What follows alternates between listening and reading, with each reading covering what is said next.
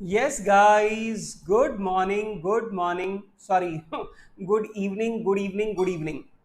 Yes, guys. जल्दी से मुझे बताओ कि क्या मेरी आवाज बिल्कुल ठीक से आप तक आ रही है? Yes, Janvi. Good evening. Good evening Janvi. और जल्दी से मुझे बताइए कि क्या मेरी आवाज आप तक बिल्कुल ठीक से आ रही है या नहीं? जल्दी से मुझे बताओ.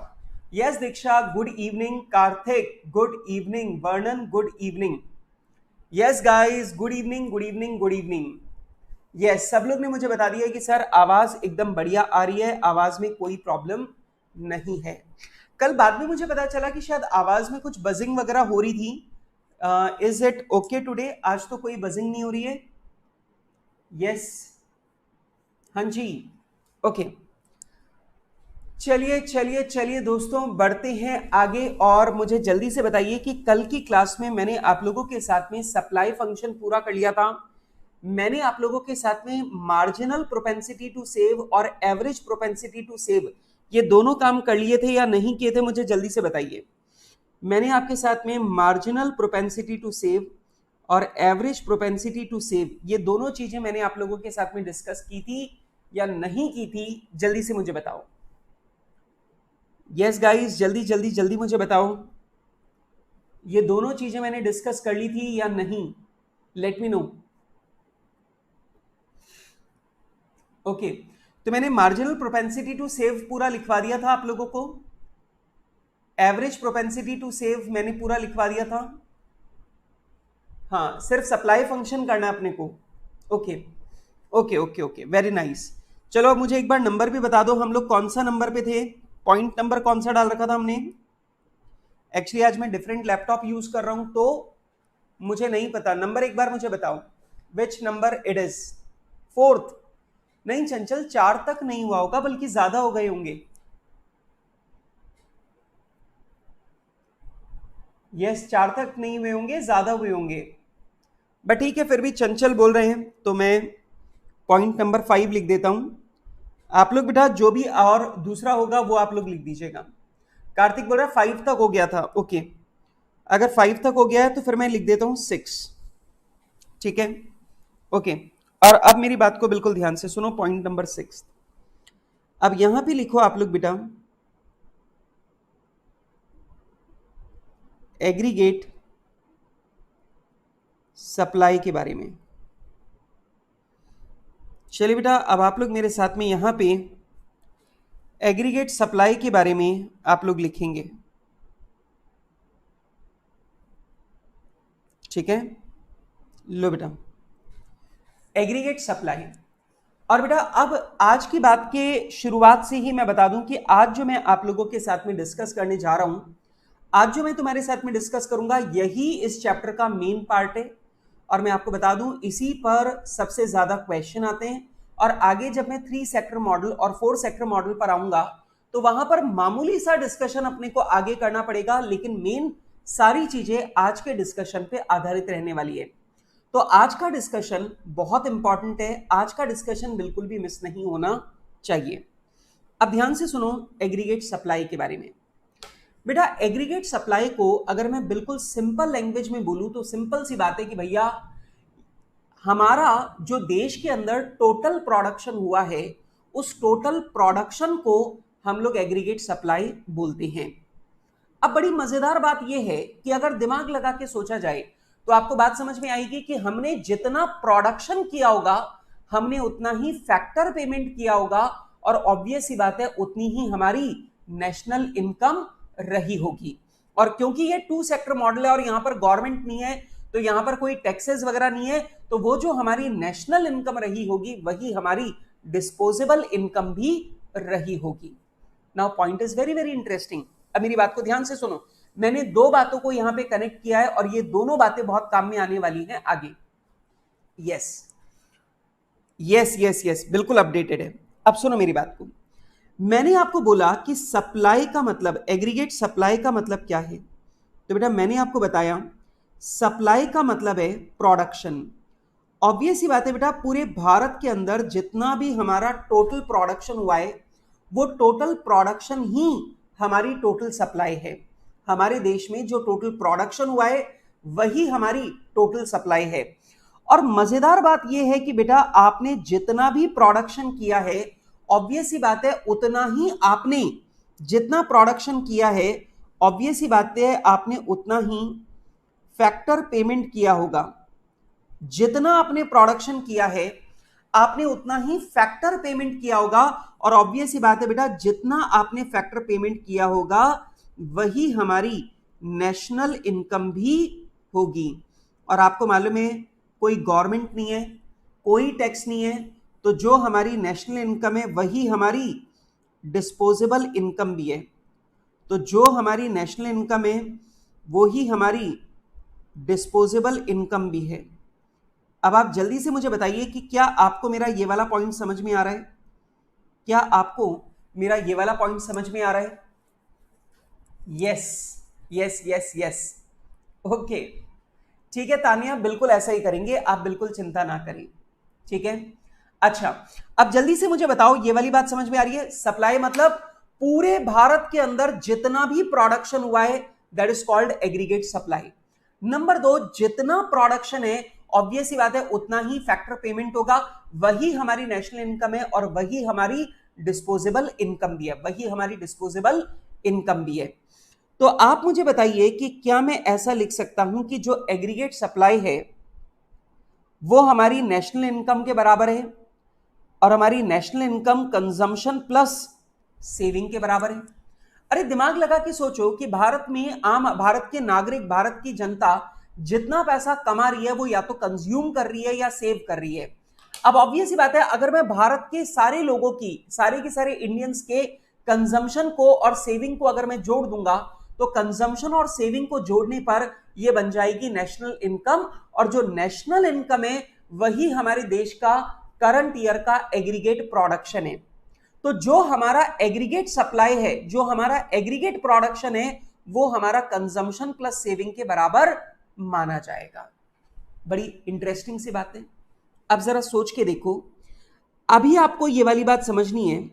अगर मान लो मैं यहां पे आपके सामने सीधे एक फॉर्मूला लिख देता कि बेटा aggregate supply is equals to consumption plus saving, आप कंफ्यूज हो जाते।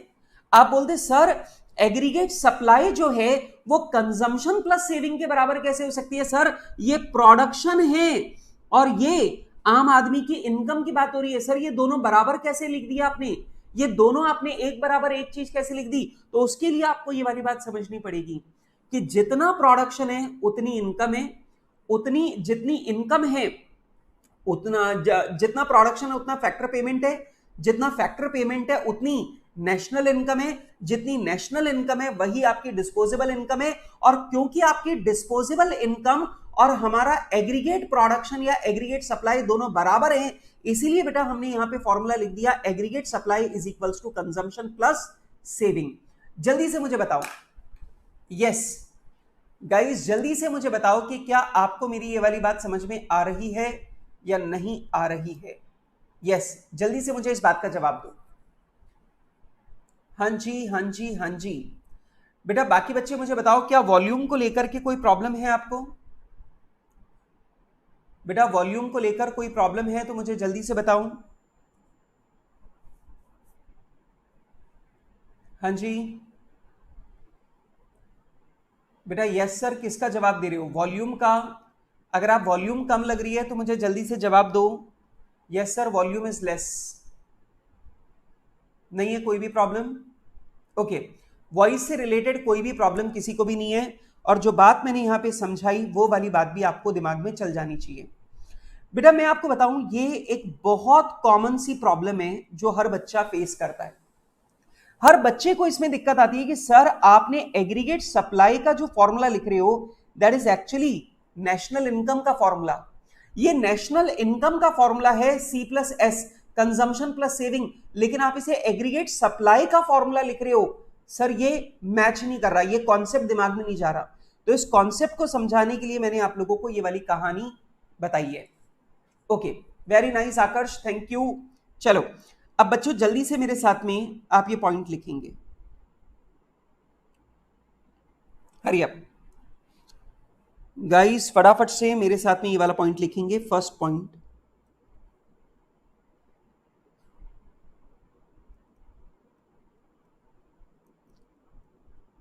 Aggregate supply means total output during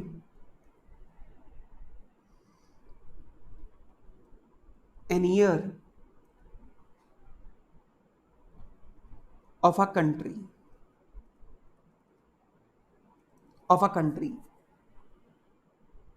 number 2,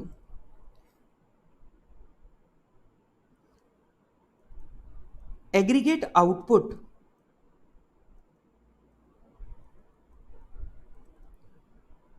will be equal to factor payments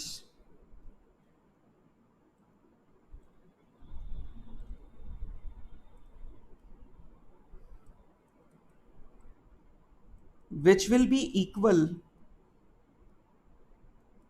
to national income and as there is no government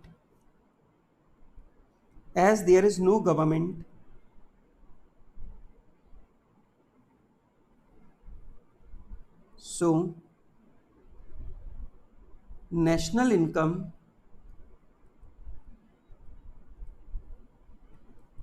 will be equal to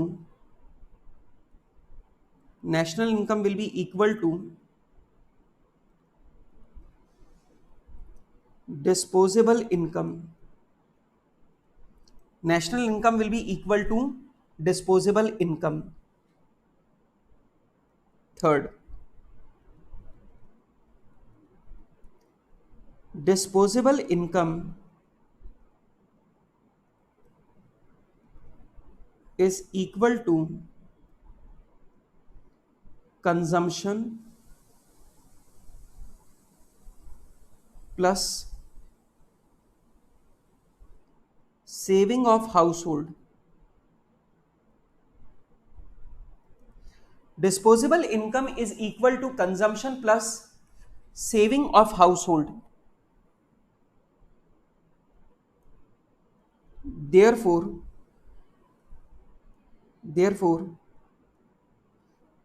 aggregate supply is equals to consumption plus saving. तो ये लीजिए बेटा, aggregate supply is equals to consumption plus saving. और बेटा आपको बता दूं, this is equal to your Y और वाई डी. अब बेटा वाई का मतलब नेशनल इनकम, वाई डी का मतलब डिस्पोजेबल इनकम. तो कंजम्पशन प्लस सेविंग आपकी इनकम या डिस्पोजेबल इनकम के बराबर भी है, और बेटा आप लोग इसे बोल सकते हो कि ये हमारी एग्रीगेट सप्लाई के बराबर भी है.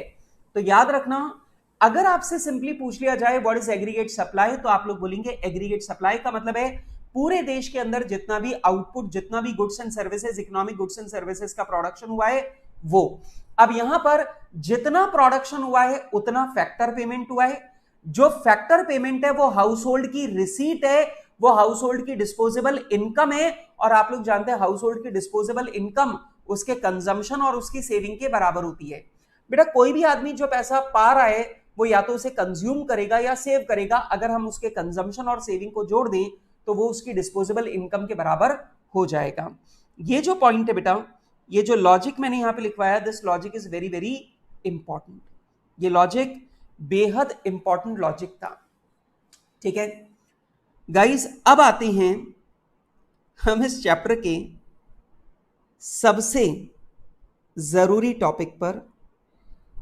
और हमारा सबसे जरूरी टॉपिक, सबसे मेन टॉपिक है टॉपिक नंबर 7, और वो है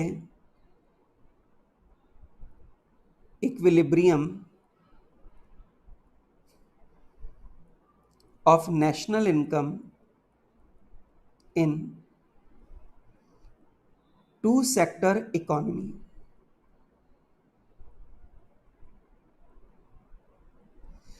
हाँ जी बेटा, equilibrium of national income in two sector economy. बेटा टू सेक्टर इकोनॉमी के अंदर नेशनल इनकम का जो इक्विलिब्रियम है वो कहां पर होता है और वो कैसे होता है, उसे मेरी बात को समझना। बेटा एक बात मुझे बताओ कि तुम्हारे घर की इकोनॉमी जो है, तुम्हारे घर की इकोनॉमी वो कब एकदम पीसफुली चलती रहेगी, बिल्कुल बराबर बराबर चलती रहेगी, ना उछाल ना गिराव? कब होगा? जब तुम्हारी परिवार की इनकम और परिवार के खर्चे बिल्कुल बराबर होंगे। सही बात है।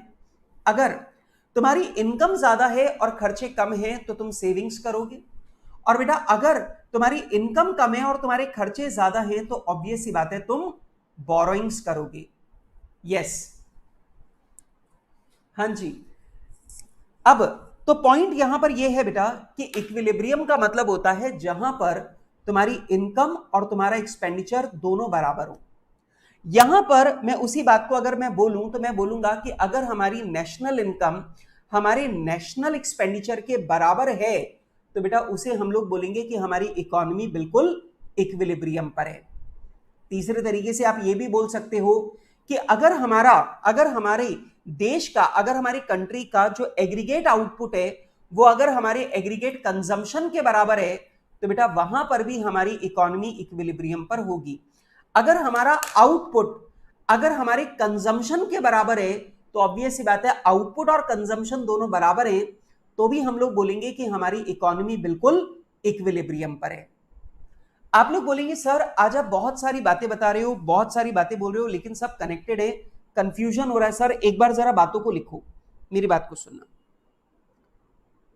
National income equilibrium will be at the following points.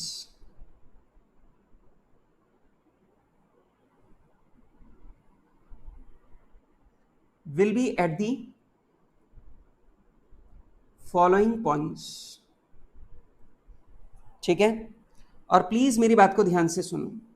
सबसे पहला मुझे यह बताओ कि अगर हमारे जितना माल बन रहा है अगर उतना ही माल पूरा का पूरा बिक जाए, जितना माल भारत में बन रहा है अगर वो पूरा का पूरा माल बिक जाए तो ऑब्वियस सी बात है हमारा कभी भी स्टॉक इकट्ठा नहीं होगा। और बेटा अगर स्टॉक इकट्ठा नहीं होगा तो अगले साल भी उतना ही प्रोडक्शन होगा, उतना ही बिक जाएगा, उसके अगले साल भी उतना ही प्रोडक्शन होगा, उतना ही बिक जाएगा, उतना अगले साल उतना ही प्रोडक्शन होगा, उतना ही बिक जाएगा, और हमारी इकोनॉमी जो है वो हमेशा स्टेबल बनी रहेगी। लेकिन अगर मेरे देश में आउटपुट 1000 करोड़ का है लेकिन कंजम्पशन 800 करोड़ का हुआ तो इस साल 200 करोड़ का स्टॉक इकट्ठा हो जाएगा। 200 करोड़ का स्टॉक इकट्ठा हो गया तो अगले साल जो भी हमारे प्रोड्यूसर हैं वो 800 करोड़ का ही प्रोडक्शन करेंगे क्योंकि उनके पास 200 करोड़ का स्टॉक है। अब प्रॉब्लम कहां पर आएगी? अगर उन्होंने 800 करोड़ का प्रोडक्शन किया तो हमारे देशवासियों की जो इनकम है वो इनकम भी 800 करोड़ की होगी, और इनकम 800 करोड़ की होगी तो ऑब्वियस सी बात है वो खर्चा और भी कम करेंगे, और अब की बार वो 800 करोड़ की इनकम उनको मिलेगी तो हो सकता है वो खर्चा 600 करोड़ ही करे। अब वापस प्रॉब्लम ये हो गई कि 800 करोड़ का माल बना है लेकिन हाउस होल्ड सेक्टर ने सिर्फ कितना खरीदा? 600 करोड़ का। 200 करोड़ का फिर स्टॉक इकट्ठा हो गया तो प्रोड्यूसर अगले साल और कम बनाएगा, और ऐसे करते करते करते करते इकोनॉमी जो है वो बिल्कुल डूब जाएगी। लेकिन अगर हमारा आउटपुट और हमारा कंजम्पशन अगर दोनों बराबर है तो हमारा जो प्रोड्यूसर है उसके पास कभी कोई स्टॉक नहीं बचेगा, और अगर उसके पास कभी भी स्टॉक नहीं बचेगा वो हर साल 1000 करोड़ का प्रोडक्शन करेगा, हाउस होल्ड सेक्टर को 1000 करोड़ की इनकम होगी, हाउस होल्ड सेक्टर पूरा 1000 करोड़ खर्च कर देगा, जो बिजनेस सेक्टर है वो 1000 करोड़ रिसीव कर लेगा, और ऐसे ही पूरी इकोनॉमी हमेशा हमेशा लगातार एकदम पीसफुली चलती रहेगी। हमारी इकोनॉमी में कभी भी कोई फ्लॉ नहीं आएगा, हमारी इकोनॉमी में कभी भी कोई प्रॉब्लम नहीं आएगी। तो पॉइंट ये है, उसी को हम लोग बोलते हैं इक्विलिब्रियम। तो बेटा ये वाली बात मैंने आप लोगों को ये केनेशियन थ्योरी के बिगिनिंग में भी समझाई थी, और यही बात कीन्स ने बताई थी कि अगर आपका एग्रीगेट आउटपुट और आपका एग्रीगेट कंजम्पशन दोनों बराबर है तो आपकी इकोनॉमी हमेशा स्टेबल रहेगी, आपकी इकोनॉमी में कभी भी रिसेशन नहीं आएगा। क्लियर है बात? यस, बिल्कुल मिलेगा विपुल, पूरा का पूरा बैकअप जो है वो सारा ऑलरेडी अवेलेबल है। ठीक है, सारा मिलेगा। डेली का जो लेक्चर है वो डेली अपडेट हो जाता है, अपलोड हो जाता है, और फिर वो आप लोगों को बैकअप के रूप में अवेलेबल रहता है। ठीक है, हाँ जी। हर्ष मुझे बोल रहे हैं तो सर जो स्टॉक इकट्ठा हो रहा है वो भी तो नेक्स्ट ईयर बिकता होगा। बेटा वो नेक्स्ट ईयर बिकेगा, ठीक है, वो वाला बिकेगा, लेकिन लास्ट वाला 400 रह जाएगा ना। जैसे ओपनिंग स्टॉक है 200, प्रोडक्शन है 800, कितना हो गया 1000, पर बिका कितना है 600, तो क्लोजिंग स्टॉक कितना बचा 400। तो आप भले ही इसे फीफो मान लो, पर बचेगा तो 400 ही ना। तो अगले साल हम लोग 800 की बजाय 600 का प्रोडक्शन करेंगे, ठीक है। अरे खरीदने के लिए जो पैसा है, खरीदने के लिए जो पैसा है वो तो जो उसकी करंट ईयर की इनकम है फैक्टर की, वहीं से खरीदेगा ना, ठीक है। ओके, कोई दिक्कत नहीं है विपुल, कोई प्रॉब्लम नहीं है। चलो अब मेरी बात को ध्यान से सुनो। तो क्या मैं ऐसा कह दूं, क्या मैं ऐसा कह दूं कि जहां हमारा एग्रीगेट आउटपुट हमारे एग्रीगेट कंजम्पशन के बराबर होगा, क्या वहीं पर हमारी इकोनॉमी इक्विलिब्रियम पर होगी? जवाब है बिल्कुल सर, हां। या फिर आउटपुट की जगह अगर मैं इसे एग्रीगेट सप्लाई बोल दूं तो भी वही बात है।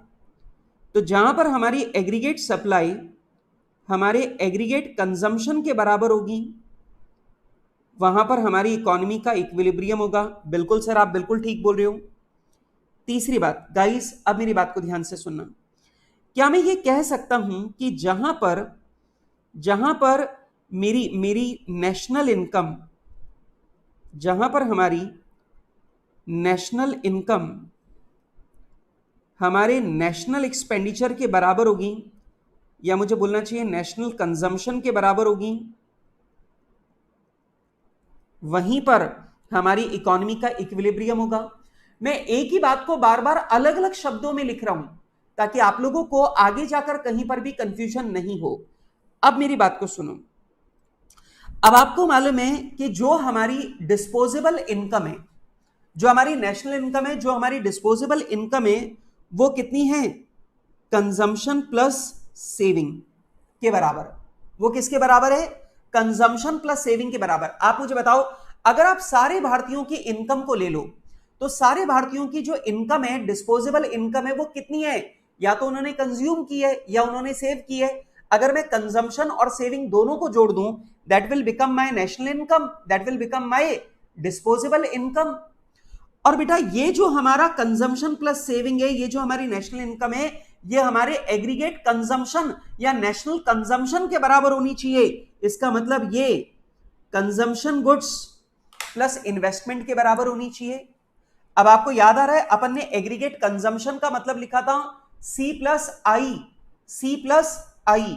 और बेटा अपन ने नेशनल इनकम का मतलब अभी अभी लिखा है C प्लस एस।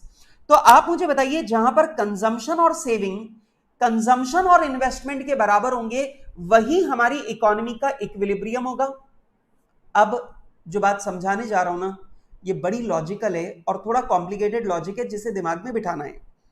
अब सुन लो, अगर तुम इसे ध्यान से देखो तो तुम्हें समझ में आएगा कि जहां पर तुम्हारी सेविंग और तुम्हारा इन्वेस्टमेंट बराबर है, देखो दोनों साइड में कंजम्पशन है, consumption plus saving, consumption plus investment. तो कंजम्पशन प्लस सेविंग और कंजम्पशन प्लस इन्वेस्टमेंट अगर बराबर होगा तब आपका इक्विलिब्रियम है।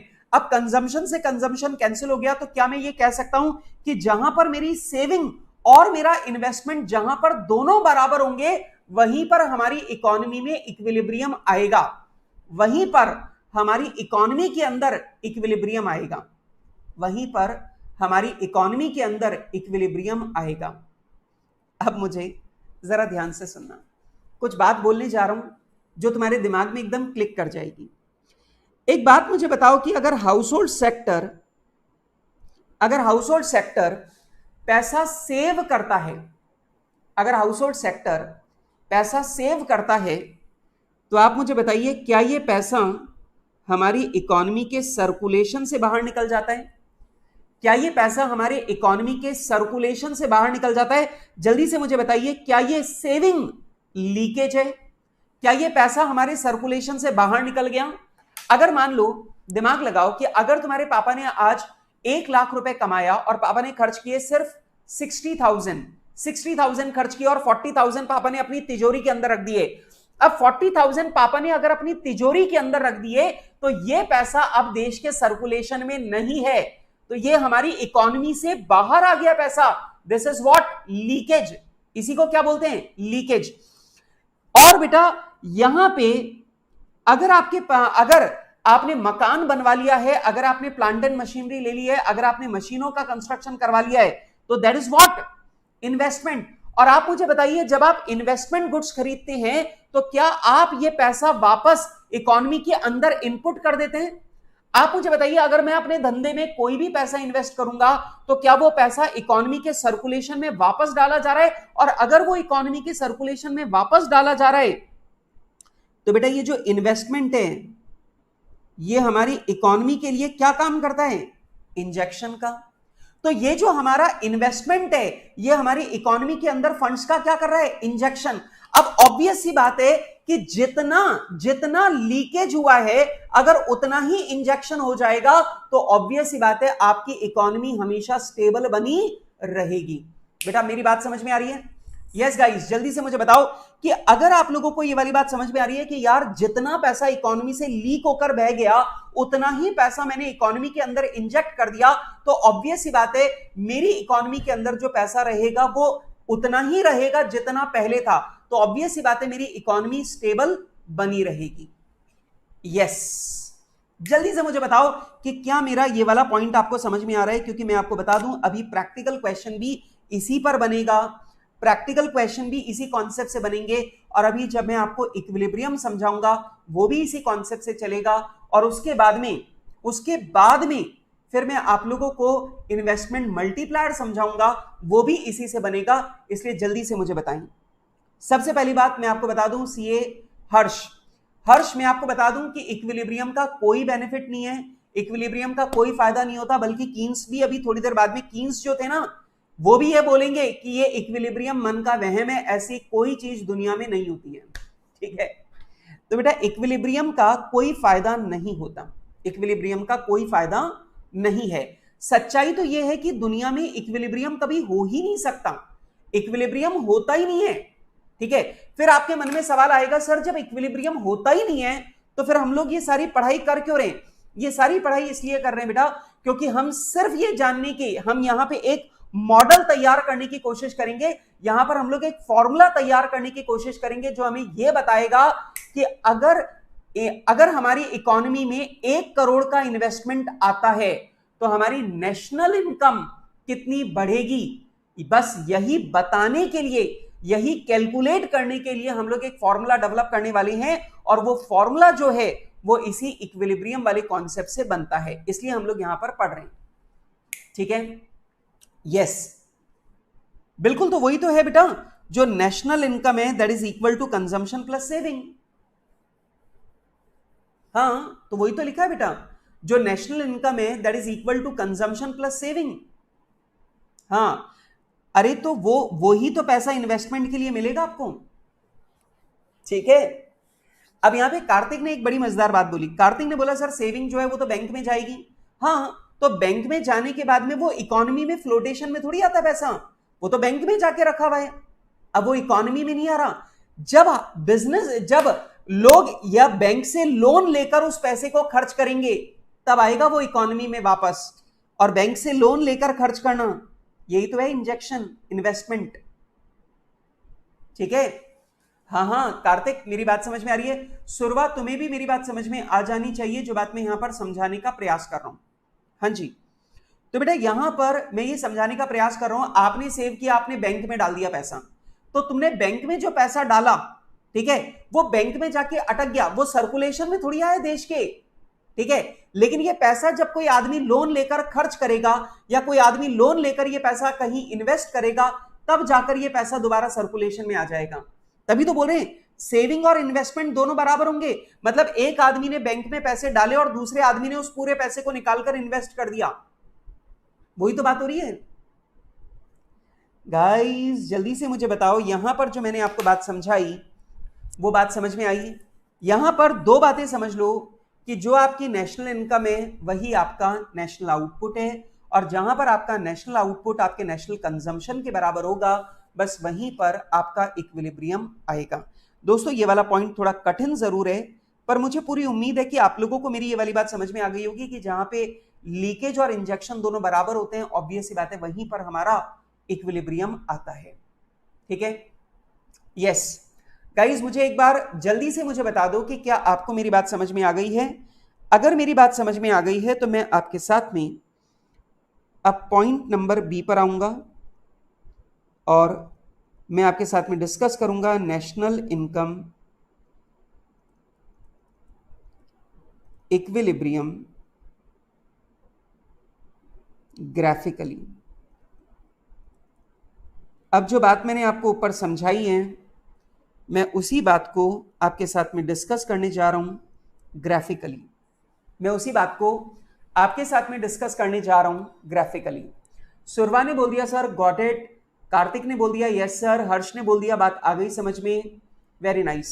चलो दोस्तों, अब मेरे साथ में इस ग्राफ को देखो और मैं आपको बता दूं, जो ग्राफ मैंने आप लोगों को कंजम्पशन, मैंने आपको सेविंग फंक्शन वाला जो ग्राफ बनाया था वही ग्राफ मैं दोबारा बनाने वाला हूं, लेकिन वो थोड़ा उससे थोड़ा ज्यादा एलिमेंट अब इसके अंदर आने वाले हैं। ठीक है, बिल्कुल आकर्ष, बहुत बढ़िया, आकर्ष को भी आ गई है मेरी पूरी बात समझ में। यस, तो ये लीजिए, अब अपने को चाहिए लाइंस, लेकिन लाइन हमें चाहिए थोड़ी पतली। ठीक है, मुझे ग्रीन कलर की भी चाहिए। क्या बात है सर, मुझे ब्लू कलर की भी चाहिए और मुझे ब्लैक कलर की भी चाहिए। लो भाई, मैंने सारी कलर्स की लाइंस जो हैं वो यहां पे ले ली हैं। चलो अब आ जाओ दोस्तों मेरे साथ में, अब आप यहां पे ध्यान से देखो। पहला बेटा, ये जो ग्राफ मैं यहां पे बना रहा हूं, ये जो पहला ग्राफ है आप लोग को याद है, ये वाला ग्राफ, ये वाला जो ग्राफ है ये कंजम्पशन ग्राफ है और ये आपको कंजम्पशन और आपकी डिस्पोजेबल इनकम या इनकम का रिलेशनशिप एक्सप्लेन करता है। ठीक है, अच्छा, और इसके नीचे वाला जो हिस्सा है यहां पर हम लोग सेविंग्स का ग्राफ बनाते हैं, यहां पर हम लोग सेविंग्स का ग्राफ बनाते हैं। ये वाला साइड हमारी सेविंग्स को शो करेगा और दोस्तों ये वाला जो साइड है ये हमारी डिस्पोजेबल इनकम को शो करेगा।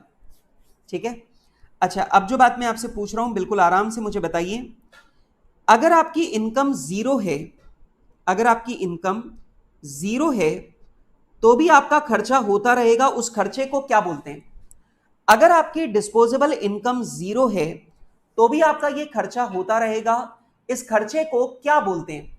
यस, मैं तुमसे पूछ के ही लिखूंगा आज मैं तुमसे पूछ के ही लिखूंगा। आज तुम मुझे बताओगे और मैं तुम्हारे हिसाब से चलूंगा, आज मैं तुम्हारे साथ साथ चलूंगा। सुरवा का जवाब आ चुका है सर, वो खर्चा जिसका इनकम से कोई भी संबंध नहीं होता है, इनकम कितनी भी हो यह खर्चा होता ही रहेगा, इनकम जीरो होगी तो भी यह खर्चा होगा। और सर इस खर्चे को हम लोग बोलते हैं ऑटोनोमस कंजम्पशन, और ऑटोनोमस कंजम्पशन को हम लोग डिनोट करते हैं किससे? जल्दी से याद करके मुझे बताओ, ऑटोनोमस कंजम्पशन को हम लोग बोलते हैं ए। ऑटोनोमस कंजम्पशन को हम लोग क्या बोलते हैं? ए। यस, अब एक बात मुझे बताओ, जैसे जैसे आपकी इनकम बढ़ती जाएगी वैसे वैसे आपके खर्चे भी बढ़ते जाएंगे। तो ये जो यहां पर मैंने लाइन आप लोगों के लिए बनाई है, ये जो लाइन है ये है आपका कंजम्पशन, ये है आपका कंजम्पशन। और मैं आपको याद दिला दूं कि आपका कंजम्पशन किसके बराबर होता है? ए प्लस बी वाई के बराबर, ए प्लस बी वाई के बराबर। आपका कंजम्पशन जो है वो ए प्लस बी वाई के बराबर होता है। और ध्यान से देखो, ये वाली जो लाइन है ये जा रही है, लेकिन ये वाली लाइन 45 डिग्री पर नहीं जा रही, ये वाली लाइन 45 डिग्री पर नहीं जा रही। और ये 45 डिग्री पर क्यों नहीं जा रही? क्योंकि जितनी इनकम इंक्रीज होती है हमारा खर्चा उतना इंक्रीज नहीं होता, क्योंकि आम आदमी अपनी आमदनी में से थोड़ा पैसा जरूर से सेव करता है। तो हर व्यक्ति अपनी इनकम में से थोड़े पैसे सेव करता है, इसलिए ध्यान से देखो, ये जो कंजम्पशन वाली लाइन है ये 45 डिग्री पर नहीं बन रही है। Got my point? यस। अब जरा ध्यान से मेरी बात को सुनना। यस, ऑटोमेटिक खर्चा भी कह सकते हैं। बिल्कुल परफेक्ट बोल रहे हो, बिल्कुल परफेक्ट बोल रहे हो हर्ष। अब मेरी बात को ध्यान से सुनना और ये समझना मेरे बच्चों कि मान लो अगर मैं यहां पे एग्रीगेट डिमांड निकालना चाहता हूं। Aggregate demand is what? Consumption plus investment.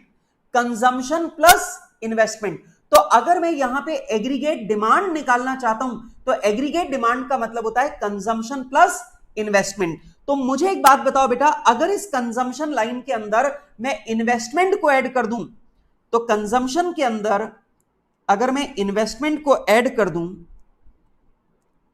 अगर मैं कंजम्पशन के अंदर इन्वेस्टमेंट को ऐड कर दूं तो मेरी एग्रीगेट डिमांड कर्व जो है वो क्या ऐसा बनेगा? जो मेरा एग्रीगेट डिमांड कर्व है वो ऐसा बनेगा। जरा ध्यान से देखो बेटा, मैं आपको बताऊं, ये जो पार्ट आपको यहां पे दिख रहा है ए और इसके बीच में, this is what? This is your investment. This is your investment. तो बेटा ये बताओ कि अगर मैं कंजम्पशन लाइन पे इन्वेस्टमेंट को ऐड कर दूं तो बेटा वो कंजम्पशन और इन्वेस्टमेंट दोनों मिलकर बन जाएंगे एग्रीगेट डिमांड। और एग्रीगेट डिमांड बोलो या सी प्लस आई बोल दो, ये एक ही बात है गाइस। यस यस यस, अब ध्यान से सुनना। अब एक बात ये ध्यान रखना, कीन्स की अजम्पशन ये कहती है कि हमारा ये जो इन्वेस्टमेंट है ये कांस्टेंट है। कीन्स की अजम्पशन कहती है कि हमारा इन्वेस्टमेंट कांस्टेंट है। और ध्यान से देखो, क्योंकि ये कांस्टेंट है इसलिए ध्यान से देखो इन दोनों लाइनों के बीच का गैप हमेशा इक्वल चल रहा है। अब देखो कंजम्पशन और एग्रीगेट डिमांड के बीच का जो गैप मैंने रखा है वो बिल्कुल इक्वल रखा है पूरी लाइन के दौरान। और ये पूरा इक्वल क्यों है? क्योंकि इसकी कीन्स की अजम्पशन थी कि investment is constant. Yes guys, बातें बहुत बोरिंग है एंड आई नो दैट, ये वाकई में बहुत बोरिंग है, पर मैं आपको बताऊं कि मैं इसमें कुछ भी चीज बदल नहीं सकता। ये सारी की सारी जो चीजें हैं, ये सारी की सारी चीजें बोरिंग तो हैं, बट क्या करें यार, ये वाली बातें अपने को समझनी पड़ेगी। लेकिन मैं आपको एक और बात बता दूं, अपने को एग्जाम में ये ग्राफ बनाने वगैरह के क्वेश्चन बहुत कम आते हैं। इसी ग्राफ के ऊपर अभी आगे मैं आपको प्रैक्टिकल सॉल्व करने के फॉर्मूलाज लिखवाऊंगा, प्रैक्टिकल क्वेश्चंस की बात करूंगा और वहां पर ये सारी की सारी बात काम आएगी। लेकिन फिर भी अगर एग्जाम में ग्राफ आ गया तो अपने दिमाग का इस्तेमाल करके हम ग्राफ तो बना पाए ना, वो भी तो जरूरी है। ठीक है, गॉट माय पॉइंट? इसलिए प्लीज मेरी बात को अब बिल्कुल ध्यान से सुनो। अब सुनो, मैं मेन मुद्दे में आ गया हूं। अब मेरा यहां पर सवाल यह है कि ये मेरी एग्रीगेट डिमांड आ गई। Aggregate demand is consumption plus investment. अब जरा ध्यान से देखो, क्योंकि इन्वेस्टमेंट कांस्टेंट है इसलिए देख लो दोनों लाइंस के बीच का गैप बिल्कुल बराबर है। अब मेरी बात को समझना, आप लोग जानते हो इक्विलिब्रियम कहां पर होगा दोस्तों? इक्विलिब्रियम वहां पर होगा जहां पर हमारा एग्रीगेट आउटपुट हमारी एग्रीगेट इनकम के बिल्कुल बराबर होगा। जहां पर हमारा एग्रीगेट आउटपुट या हमारी एग्रीगेट सप्लाई जो है वो जब हमारी एग्रीगेट डिमांड के बराबर होगी, बस वहीं पर हमारा इक्विलिब्रियम होगा। अब आप ध्यान से देखो, ये वाली जो लाइन मैंने यहां पे खींची है ये बिल्कुल 45 डिग्री पर खींची है। और 45 डिग्री पर क्यों खींची है? क्योंकि हमारी डिस्पोजेबल इनकम और हमारी एग्रीगेट सप्लाई ये दोनों बराबर ही होती हैं। तो दोनों के अंदर जो चेंज हो रहा है वो बिल्कुल बराबर होगा, इसलिए ये लाइन 45 डिग्री पर है। तो aggregate supply is equals to consumption plus saving. Consumption plus saving. और ये लीजिए बेटा, यहां पर मैंने एग्रीगेट सप्लाई की जो लाइन है वो बना दी। अब प्लीज भागो मत और प्लीज मेरी बात को सुनो। ये जो तुम्हारा पॉइंट है बेटा जी, ये जो आपका पॉइंट है, ये वाला पॉइंट जहां पर आपकी एग्रीगेट डिमांड और आपकी एग्रीगेट सप्लाई मतलब नेशनल इनकम और नेशनल एक्सपेंडिचर मतलब नेशनल सेविंग और नेशनल इन्वेस्टमेंट, ये दोनों जब बराबर हो गए हैं, बस उसी पॉइंट को हम लोग बोलते हैं इक्विलिब्रियम। तो बेटा ये वाला जो पॉइंट है, ये जो हमारा इनकम का पॉइंट है मेरे बच्चों, ये जो हमारा इनकम का पॉइंट है, इसे मैं बोल देता हूं y0। तो ये जो हमारा इनकम का पॉइंट यहां पर आपको दिखाई दे रहा है, यही वो पॉइंट है जहां पर हमारी income national income equilibrium stay कर रहा है। अच्छा, एक बात ध्यान रखना, दुनिया में कभी भी किसी भी देश की इकोनॉमी के अंदर इक्विलिब्रियम नहीं आ सकता। तो ये जो पॉइंट है, ये सिर्फ समझने के लिए एक पॉइंट है, रियल लाइफ में ये पॉइंट कभी भी एग्जिस्ट नहीं कर सकता। क्लियर है मेरी बात? बेटा जल्दी से मुझे बताओ, मेरी बात समझ में आ रही है? जहां पर अपनी एग्रीगेट सप्लाई और एग्रीगेट डिमांड दोनों बराबर हैं, बस वहीं पर हमारा इनकम का इक्विलिब्रियम है। अब जरा आओ जाओ, अब मैं आपको यह भी समझाना चाहता हूं, मैं आपको यह भी याद दिलाना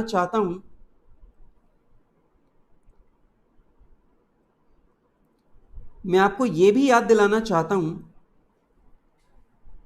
जहां पे एग्रीगेट डिमांड और एग्रीगेट सप्लाई बिल्कुल बराबर हैं, वहां पर इक्विलिब्रियम है।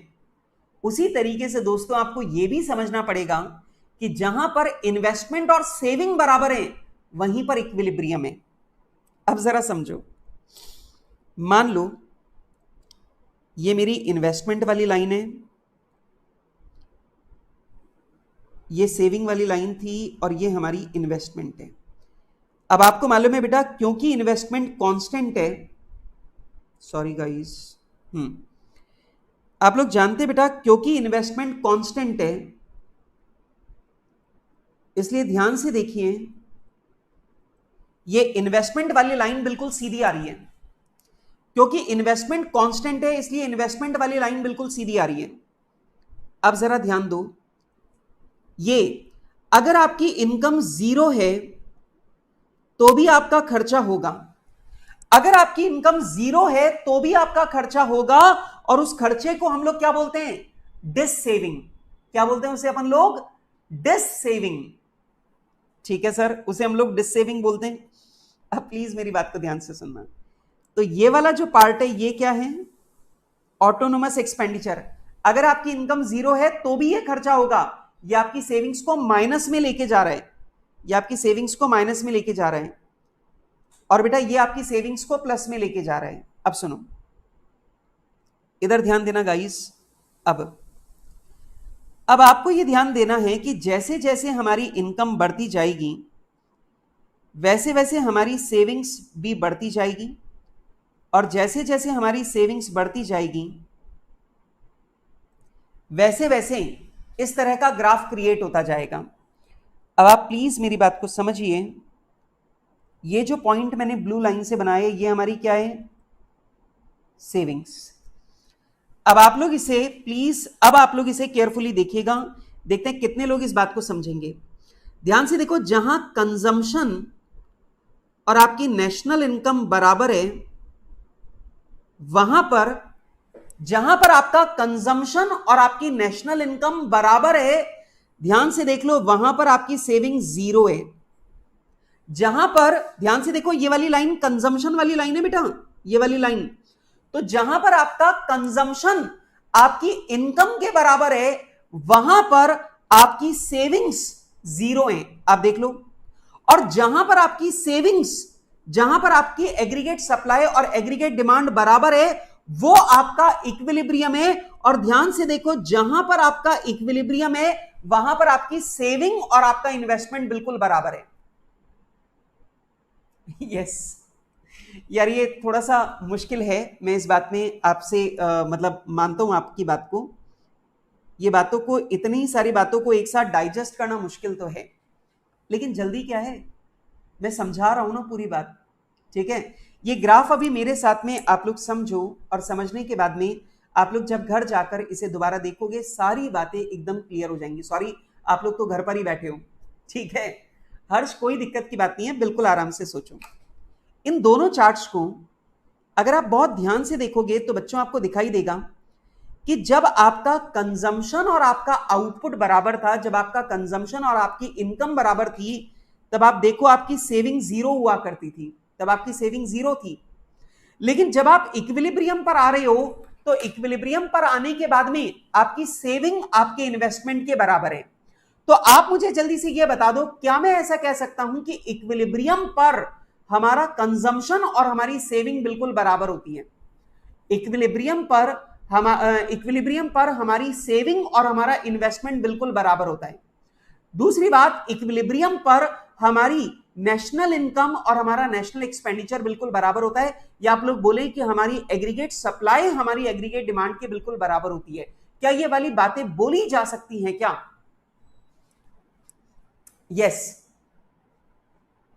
देखो ना बेटा, मैंने अभी आपको ऊपर एक बात समझा रहा था बेटा यहां पे कि सेविंग का मतलब ये पैसा आपकी सर्कुलेशन से बाहर निकल गया। तो अगर इकोनॉमी को स्टेबल रखना है तो जितना पैसा इकोनॉमी से बाहर निकला उतना पैसा आपको इकोनॉमी के अंदर दोबारा इनपुट करना पड़ेगा, और वो इनपुट कहां से आ रहा है? इन्वेस्टमेंट के रूप में। तो saving is a leakage, investment is a injection.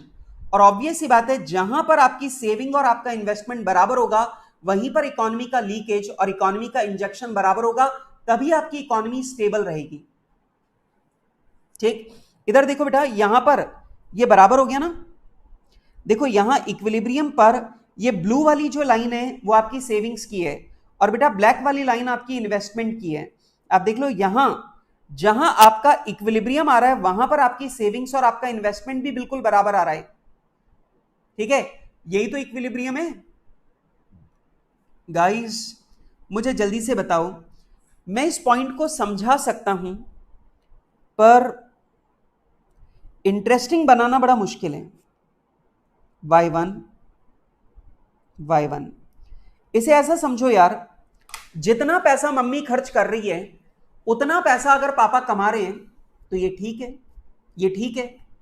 हाँ जी, तो आपके घर की इकोनॉमी बिल्कुल इक्विलिब्रियम पर रहेगी।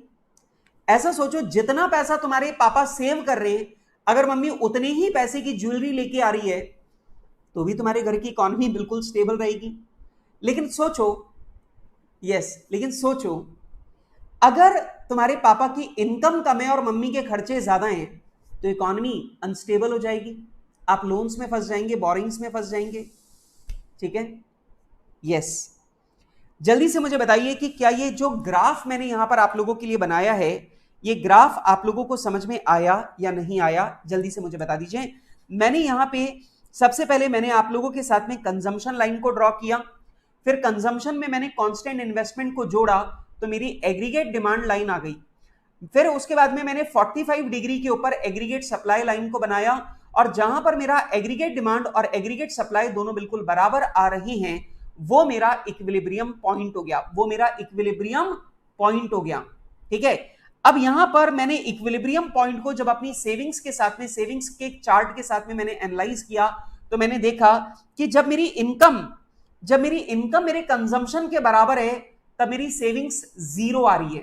देख लो, जीरो है सेविंग्स, ये देखो यहां पर अपनी सेविंग जीरो है, अपना सेविंग जीरो है, यहां पर ये जीरो लेवल है। ठीक है, और बेटा जब अपन इक्विलिब्रियम पर आ गए तो हमारा इन्वेस्टमेंट और हमारी सेविंग दोनों बिल्कुल बराबर हैं। ये देखो, हमारा इन्वेस्टमेंट और हमारी सेविंग बिल्कुल बराबर आ रही है। ठीक है गाइस, जल्दी से मुझे बताओ कि क्या मेरा ये जो ग्राफ मैंने यहां पर आपके लिए बनाया, ये वाली ग्राफ में दोनों बातें समझ में आ रही है कि इक्विलिब्रियम कहां पर हो रहा है? जब हमारी एग्रीगेट डिमांड और एग्रीगेट सप्लाई बराबर है, और वो मैंने टैली भी करवा के बता दिया कि देख लो हमारा कंजम्पशन और हमारी सेविंग और हमारा इन्वेस्टमेंट बिल्कुल बराबर आ रहा है। ठीक है यार वैसे मैं तेरे को बताऊं हर्ष, ये वाला ग्राफ बहुत आसान है। मतलब अगर आप एक बार भूल जाओ सारी बातें और अगर आप इसे खुद बनाने की कोशिश करो तो भी आपको ये वाला ग्राफ आराम से बन जाएगा। मतलब there is nothing in this graph, इस ग्राफ के अंदर कुछ खास बात है ही नहीं। लेकिन बेटा तुम तो जानते हो ग्राफ का और इकोनॉमिक्स का चोली दामन का साथ है ना? तो ये तो बिल्कुल हीर रांझा की तरह है, लैला मजनू की तरह है, रवि और अनुराधा की तरह है। ठीक है, मतलब मैं और तुम्हारी भाभी मां। ठीक है, तो भैया सीधी सी बात है, ये तो जुड़े हुए हैं एकदम दूसरे से रोमांटिकली, एकदम क्लोज। तो भैया इकोनॉमिक्स में ग्राफ तो समझने ही पड़ेंगे भाई। ठीक है, ओके चलो दोस्तों, अब मैं इस बात के ऊपर मैं आगे चलूंगा और अब मैं आप लोगों को फॉर्मूलाज लिखवाने जा रहा हूं। या एक मिनट, मैं पहले कीन्स की कुछ जो हैं वो जो उसके क्या बोलते हैं, उसकी समरी जो उसने हमें बना करके दी, एक बार वो लिखवा देता हूं। उसके बाद में फिर मैं आपको कुछ फॉर्मूलाज लिखवाऊंगा जिनके ऊपर हमारे एग्जाम में प्रैक्टिकल क्वेश्चन आते हैं। बेटा सेविंग और इन्वेस्टमेंट इक्वल हुआ ना, ये रहा यहां पे सेविंग और इन्वेस्टमेंट इक्वल है। अगर आप ग्राफ पे वैल्यूज प्लॉट करके देखोगे तो ये ऐसा ही बनेगा। अगर वैल्यूज प्लॉट करके देखोगे तो ये बिल्कुल एग्जैक्टली ऐसा ही बनेगा। ठीक है, यस। चलो अब यहां पर एक बात लिखें मेरे साथ में, Keynes opinion on equilibrium.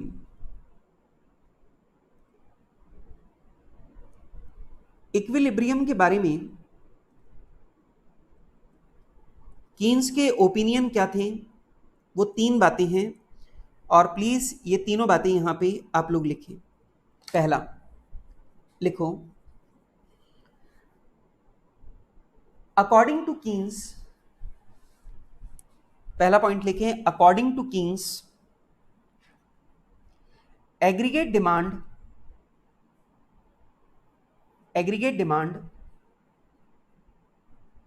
will aggregate demand will not always be equal, aggregate demand will not always be equal to aggregate supply।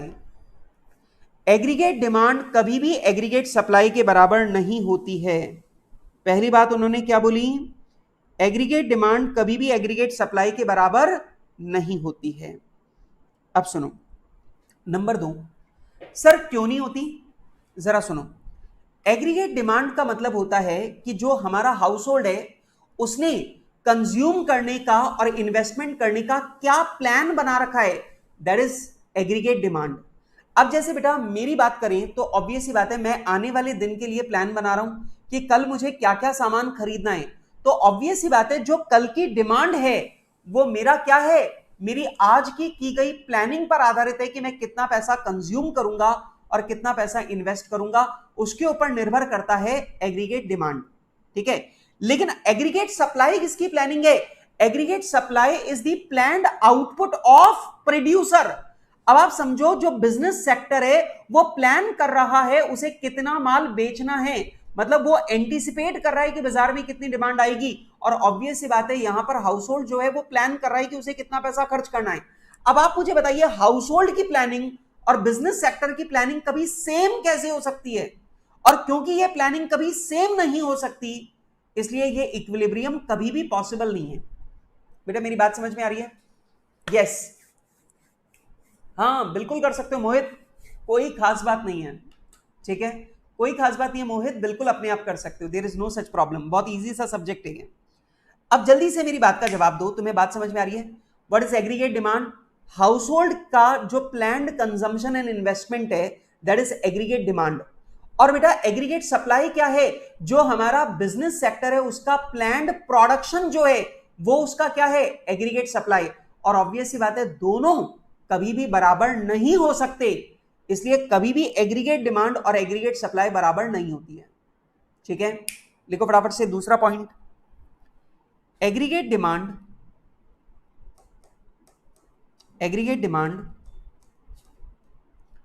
Depends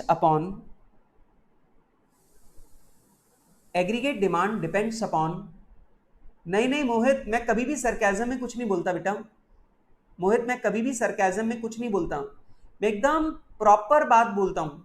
ठीक है बेटा, मैं आपको एक बात अभी 1 मिनट जरा मैं अपनी बात को बीच में रोक करके आपको बोलता हूं ये वाली बात। दोस्तों अगर आप कभी भी मुझसे पूछोगे कि सर ट्यूशन लेना जरूरी है क्या, तो मेरा जवाब हमेशा होता है नहीं, ट्यूशन लेना बिल्कुल भी जरूरी नहीं होता है। ठीक है, आप बोलेंगे सर आप तो अपने काम के अगेंस्ट बोल रहे हो, बेटा काम के अगेंस्ट नहीं, मैं तुम्हारे लिए सही बात बोल रहा हूं।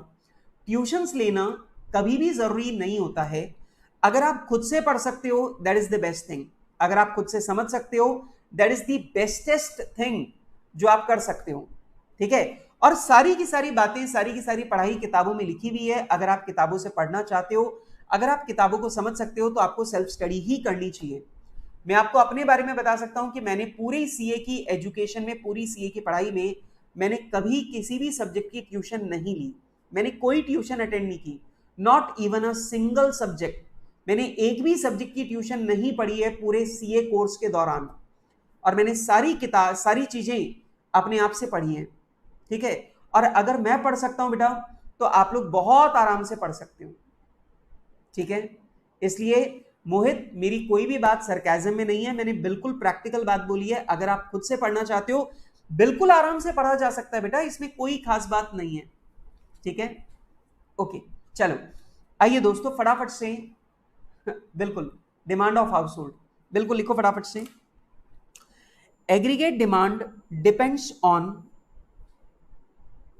aggregate demand depends on households plans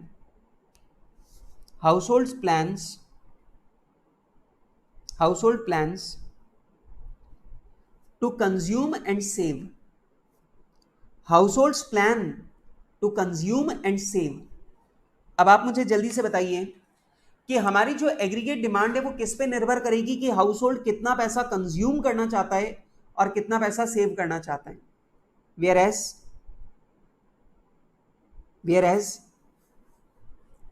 aggregate supply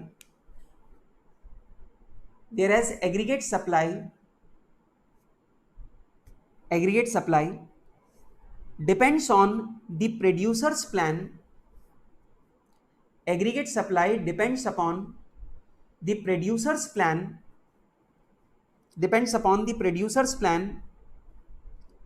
to produce goods and services, producers plan to produce goods and services, ठीक है। आगे लिखें तीसरी बात, सी पॉइंट लिखें। If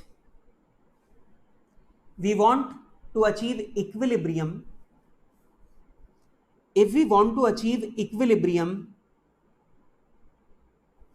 then it is only possible when households plan to consume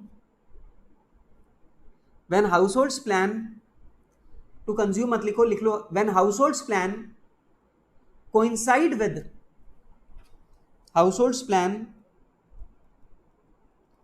coincides with producers plan।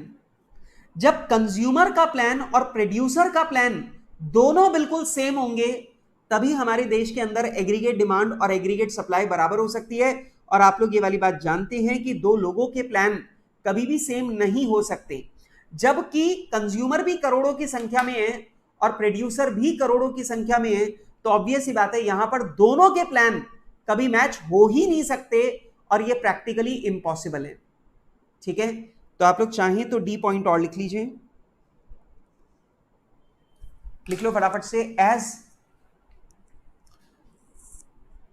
both the plans cannot be equal,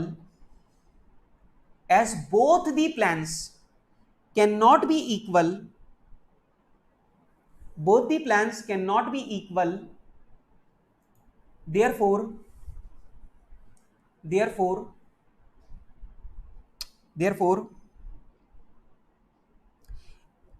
equilibrium is a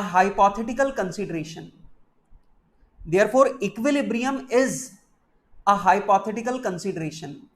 तो बेटा ध्यान रखना, इक्विलिब्रियम जो है वो हाइपोथेटिकल है, ये रियल लाइफ में कभी भी अचीव नहीं हो सकता है। और ये रियल लाइफ में अचीव क्यों नहीं हो सकता? क्योंकि ऑब्वियस सी बात है, हाउस होल्ड का प्लान और प्रोड्यूसर का प्लान बराबर नहीं हो सकते, सेम नहीं हो सकते, ठीक है।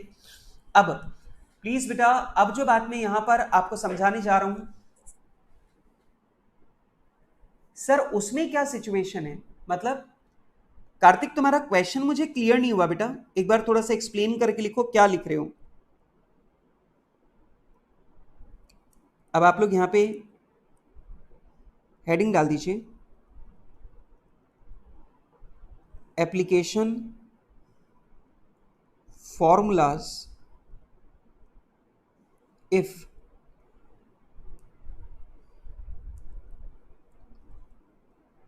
Economy is at equilibrium. बेटा अगर हमारी इकोनॉमी इक्विलिब्रियम पर है तो बेटा जी उस कंडीशन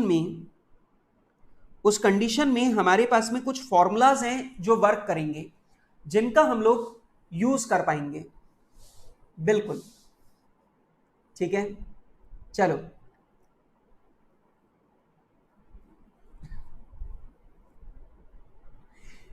क्या बात है बेटा। देखो शुभम, तुम मेरे मतलब जो मेरे मतलब दुखती रगे उस पर हाथ मत रखो तुम, ठीक है भैया। मैंने टीचिंग प्रोफेशन लिया ही इसलिए है क्योंकि मुझे बोलना पसंद है, और तुम तो जानते हो शादीशुदा आदमी को बोलने की ज्यादा इजाजत नहीं होती है, तो भाई साहब इसीलिए, हाँ तो इसलिए मैंने टीचिंग प्रोफेशन लिया ही इसलिए, आराम से बोल सकता हूं मैं यहां पर मुझे कोई रोकने वाला नहीं है, ठीक है। अच्छा दोस्तों, अब जो बात मैं आपको समझाने जा रहा हूं, मैं पहले डेरिवेशन समझाऊंगा, और डेरिवेशन के बाद में मैं आपको फाइनल फॉर्मूला जो है वो मैं आपको मार्क करवाऊंगा, जो फाइनल फॉर्मूला अपने को याद करना है वो, ठीक है। अच्छा तो दोस्तों जल्दी से मेरी इस बात को सुनेंगे, और ये पहली बात जो मैं आपको समझाने जा रहा हूं,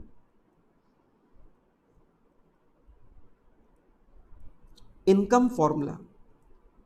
बेटा कई बार आपसे डायरेक्टली पूछा जाएगा, कुछ डेटा आपको दिया जाएगा और डेटा देकर आपको पूछेगा कि बताओ इक्विलिब्रियम इनकम कितनी है, हमारी इक्विलिब्रियम इनकम कितनी है।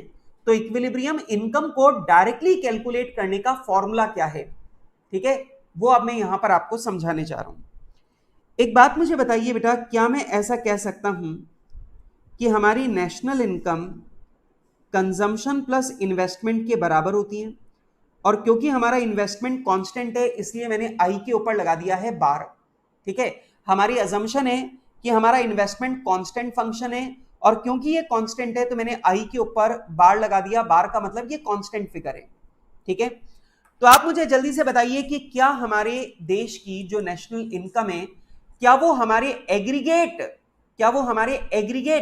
प्रोडक्शन के बराबर है, एग्रीगेट डिमांड के बराबर है, फैक्टर इनकम के बराबर है। बोलो ये जो मैंने लिखा है ये बिल्कुल ठीक लिखा है बेटा। क्या y is equals to C plus I, ये एकदम ठीक है बेटा। आपको मालूम है इक्विलिब्रियम पर consumption plus saving is equal to consumption plus investment, और आप लोग जानते हैं कंजम्पशन प्लस सेविंग को ही अपन लोग बोलते हैं y, नेशनल इनकम।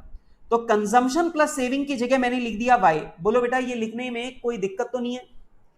बोलो बेटा बोलो, मुझे जवाब दो कि अगर मैंने यहां पे C plus S is equals to C plus I है, इक्विलिब्रियम पर एग्रीगेट सप्लाई और एग्रीगेट डिमांड दोनों बराबर हैं, तो आप मुझे बताइए जल्दी से, ये जो मैंने यहां पे लिखा C प्लस एस की जगह मैंने y लिख दिया, इसमें कोई दिक्कत तो नहीं है? यहां पर वर्णन बोल रहा है यस सर, दीक्षा बोल रही है नो सर, वर्णन बोल रहा है दिक्कत है और दीक्षा बोल रही है दिक्कत नहीं है। अच्छा वर्णन यहां y लिखने में क्यों दिक्कत है बेटा? C प्लस एस यही तो होता है y बेटा। देश के जितने भी नागरिक हैं वो या तो अपनी इनकम को कंज्यूम कर रहे हैं या सेव कर रहे हैं, अगर मैं दोनों को जोड़ दूं तो दोनों का जो टोटल है वो इनकम के बराबर है। तो मैंने यहां पे लिख दिया y is equals to C plus आई।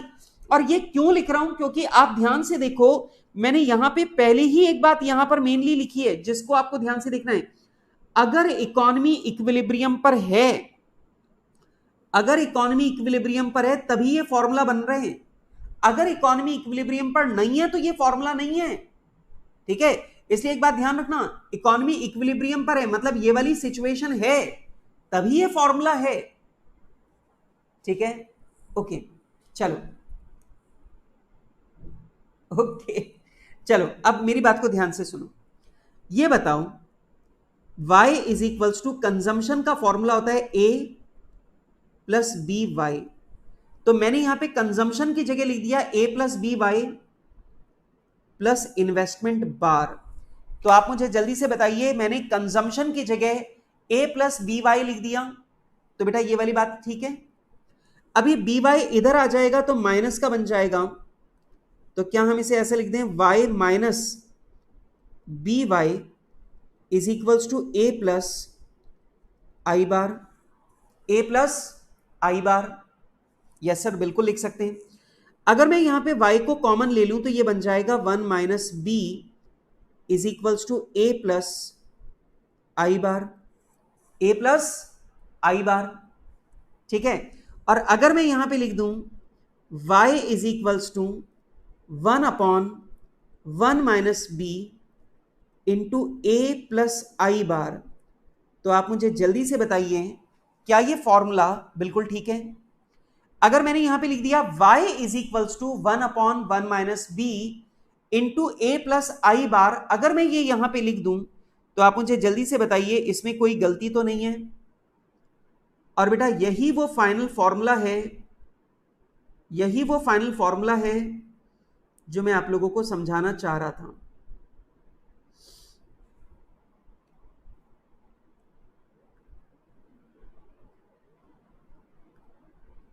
अब प्लीज ये लीजिए बेटा, यहां पर मैंने इस फॉर्मूला को आप लोगों के लिए एक ब्रैकेट में डाल दिया ताकि आप लोगों को ध्यान आ जाए कि आप लोगों को बाकी बातों में दिमाग नहीं लगाना, सिर्फ ये वाला फॉर्मूला आप लोगों को याद रखना है।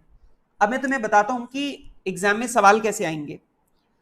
सवाल में आपको मार्जिनल प्रोपेंसिटी टू कंज्यूम दे देगा, बी की वैल्यू, आपको ए की वैल्यू दे देगा और आपको आई की वैल्यू दे देगा, और आपसे पूछेगा इक्विलिब्रियम इनकम बताओ। तो आप लोगों को सवाल के अंदर इक्विलिब्रियम इनकम पूछेगा, और इक्विलिब्रियम इनकम पूछेगा तो बेटा आपको यही वाला फॉर्मूला लगाकर इक्विलिब्रियम इनकम निकालनी पड़ेगी। और मैं आपको बता दूं अपने एग्जाम में सिर्फ इसी फॉर्मूला के ऊपर क्वेश्चन आ रहे हैं, ठीक है। तो हमारे एग्जाम के अंदर सिर्फ इसी फॉर्मूला के ऊपर क्वेश्चन आ रहे हैं।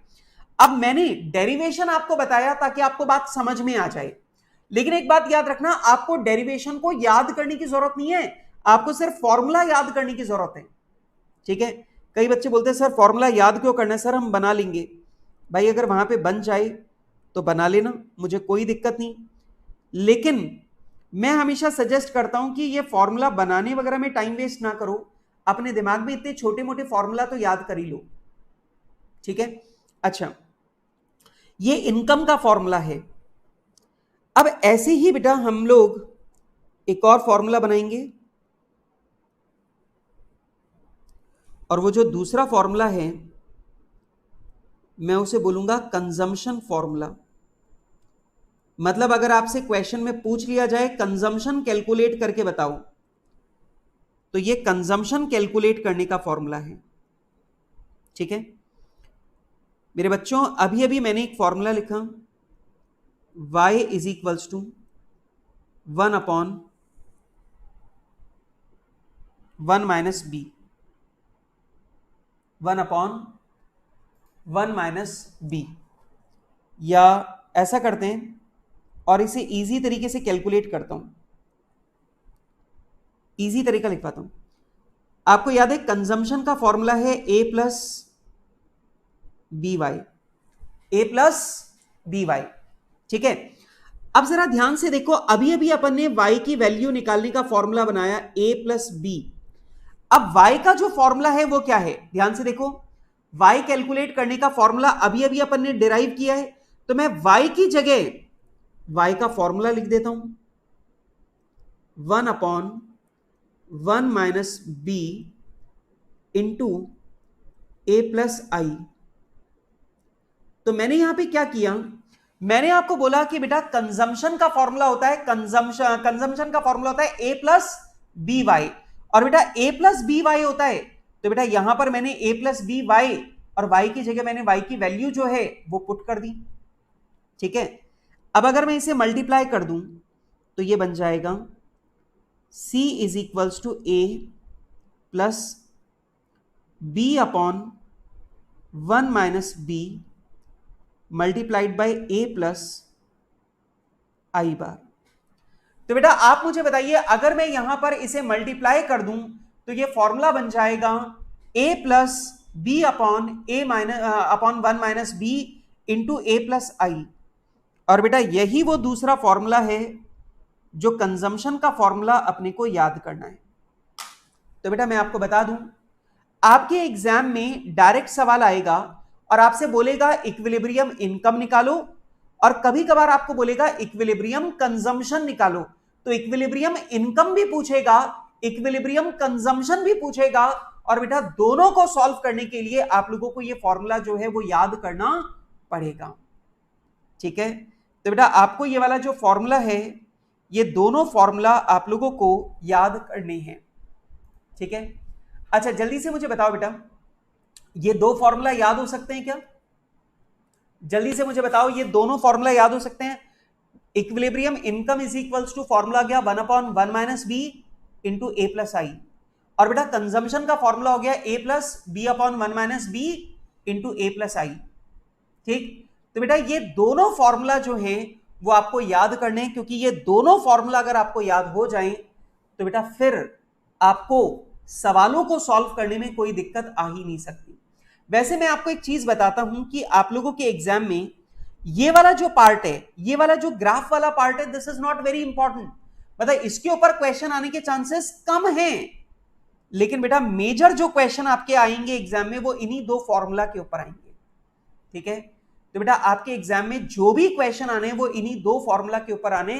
तो बेटा ये दोनों फॉर्मूला जो हैं वो हमें बहुत ही बढ़िया तरीके से याद होने चाहिए। ठीक है, ठीक है, और यहां पर हर्ष मुझे बोल रहा है सर याद हो गए, क्या बात है बेटा जी। अगर आपको ये सारे के सारे फॉर्मूला याद हो गए हैं तो फिर अगली क्लास में मैं आपको बहुत सारे प्रैक्टिकल क्वेश्चन करवाने वाला हूं, और जब मैं आपको बहुत सारे प्रैक्टिकल क्वेश्चन करवाऊंगा तो आप लोग एकदम झड़ाक से करके आप लोग ये सारी की सारी बातें समझ जाओगे। ठीक है, यस, जल्दी जल्दी जल्दी मुझे बताओ, गॉट इट? क्या आपको आज की मेरी सारी बातें समझ में आ गई हैं? आज बेटा मैंने आपको एग्रीगेट सप्लाई के बारे में बताया, मैंने आप लोगों को इक्विलिब्रियम के बारे में बताया, और मैंने आपको इन्हें अलग अलग तरीके से कैसे बोल सकते हैं वो मैंने आपको बताया। उसके बाद में बेटा मैंने इक्विलिब्रियम को आपको ग्राफ में एक्सप्लेन किया, और मैंने आपको दिखाया कि जहां कंजम्पशन और इनकम बराबर है वहां सेविंग जीरो है, और जहां इन्वेस्टमेंट और जहां हमारी एग्रीगेट डिमांड और एग्रीगेट सप्लाई बराबर है, जहां इक्विलिब्रियम है वहां हमारी सेविंग और इन्वेस्टमेंट भी बिल्कुल बराबर है।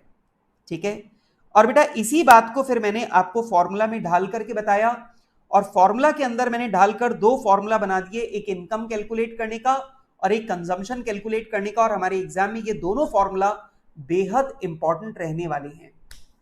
ठीक है, गॉट इट?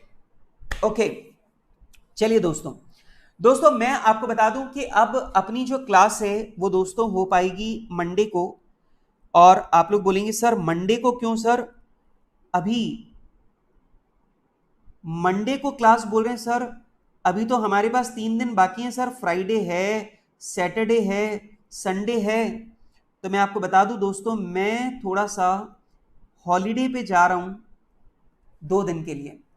तो फ्राइडे और सैटरडे मैं हॉलीडे पे जा रहा हूं, और संडे आफ्टरनून तक मैं वापस आऊंगा, तो संडे को शाम को क्लास लेना पॉसिबल नहीं होगा।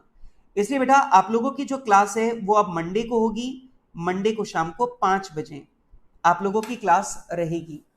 ठीक है, शुभम पत्नी के साथ, ठीक है, पत्नी और बच्चों के साथ जा रहा हूं बेटा। ठीक है, हाँ ओके, शुभम पूछ रहा है किसके साथ जा रहे हो? ठीक है, तो मैंने बता दिया कि भाई पत्नी और बच्चों के साथ में हॉलीडे पे जा रहा हूं। ठीक है, और 2 दिन छुट्टी। हाँ हर्ष सर हॉलीडे मतलब हनीमून। बिल्कुल बिल्कुल बेटा, हाँ और शुभम पूछ रहा है सर बीवी बच्चों के साथ जा रहे हो, पर किसकी बीवी और किसके बच्चों के साथ जा रहे हो?